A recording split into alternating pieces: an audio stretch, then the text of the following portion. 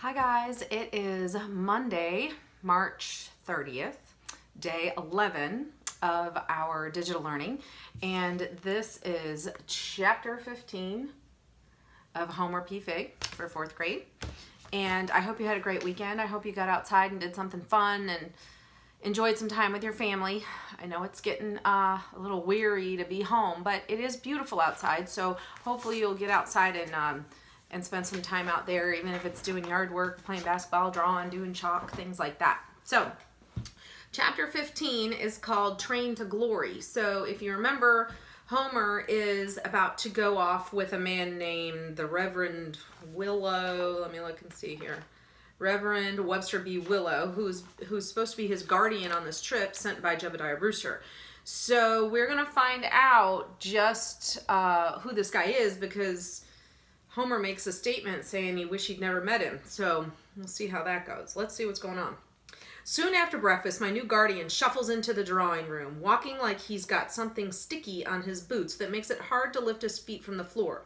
He's tall and thin, with narrow shoulders not too much wider than his head, and long skinny arms that shoot past his frayed cuffs.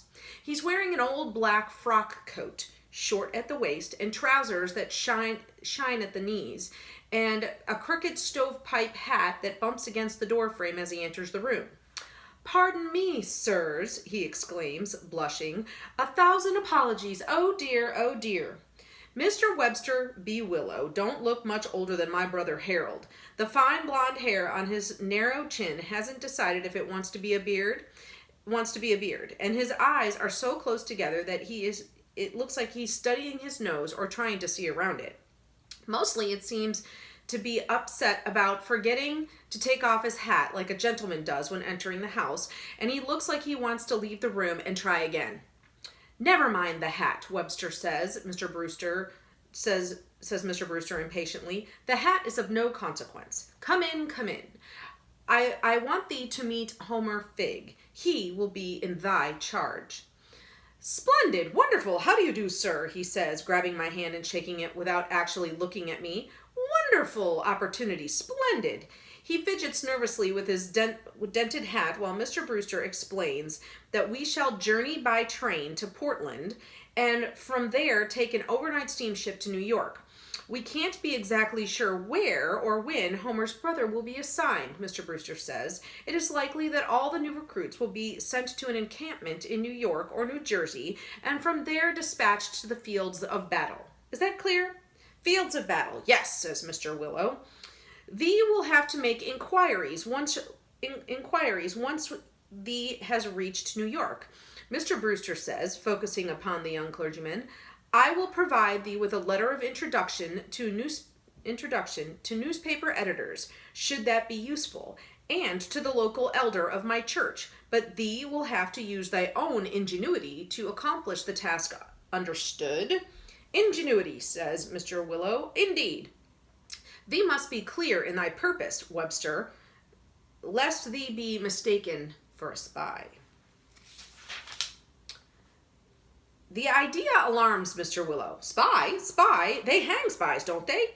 "Indeed they do," says Mr. Brewster gravely, "but thee will not be spying. Thee are simply inquiring as to the whereabouts of an underage soldier who was taken into the army on a ruse. Thee will secure his release by legal means." Mr. Brewster makes it sound pretty easy. "All we have to do is go some places and ask some questions, and my brother will be released from the army." The next day, after a long carriage ride to the station, me and Mr. Willow find ourselves in a Boston and Maine railroad car bound for Portland. While the locomotive sits at the station, building up steam, we wait on seats made from varnished oak.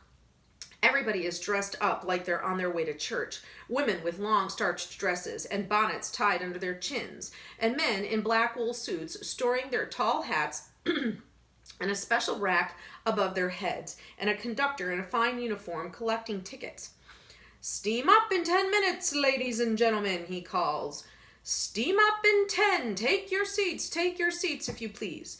Mr. Willow is feeling a bit nervous and confides that he's never been to Portland, let alone New York. "Truth is, I have never been on a train, and I have never seen a steamship with my own eyes." I tell him not to feel bad. Until a few days ago, I had never been anywhere but Pine Swamp, and once to Schlohagen for the state fair. How far is Portland, I want to know. Mr. Willow has no idea, so I ask the conductor. 38 miles, station to station, he announces, sounding very pleased with himself. Time of arrival, approximately 1.5 hours. Almost 40 miles, and we'll be there in less than 2 hours? That's fast. Faster than a racehorse can run flat out, and a horse can't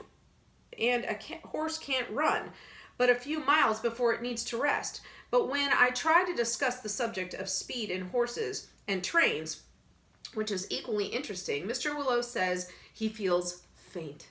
I am distinctly indisposed, he complains in a sickly voice. I must be ill from the motion. Rail sickness, they call it. We're not moving yet, Mr. Willow, I point out. He does look pale, but when the whistle blows and the train lurches forward, Mr. Willow recovers some of his good spirits. Buildings and trees and telegraph poles begin to rush by the windows, and the wheels start ticking against the rails in a kind of pleasant, peaceful way. Not so very bad, he says, looking pleasantly surprised. Indeed not. Now that he's feeling better, Mr. Willow wants to talk about himself. He tells me about the little school where he pursued his Bible studies, the prizes he's won for quoting scripture, and how he had the good fortune to meet Jebediah Brewster at an abolitionists rally, and how Mr. Brewster has taken him under his wing and is helping to find him a position. I am not presently affiliated with any particular congregation, he confides. I am open to possibilities, indeed. The way he talks, Mr. Willow believes that helping me rescue my brother is a kind of test, and if he passes Mr. Brewster, will find him his own congregation. A great man has given me his trust, and I shall not let him down, he announces, very solemn.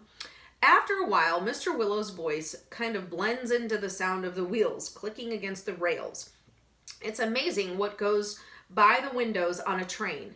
Farms and fields and forests and rows of wooden houses and big brick mills, like we're floating through a storybook, and each turn in the track is a new page and it's a story I've never heard before, so I don't know how it will end.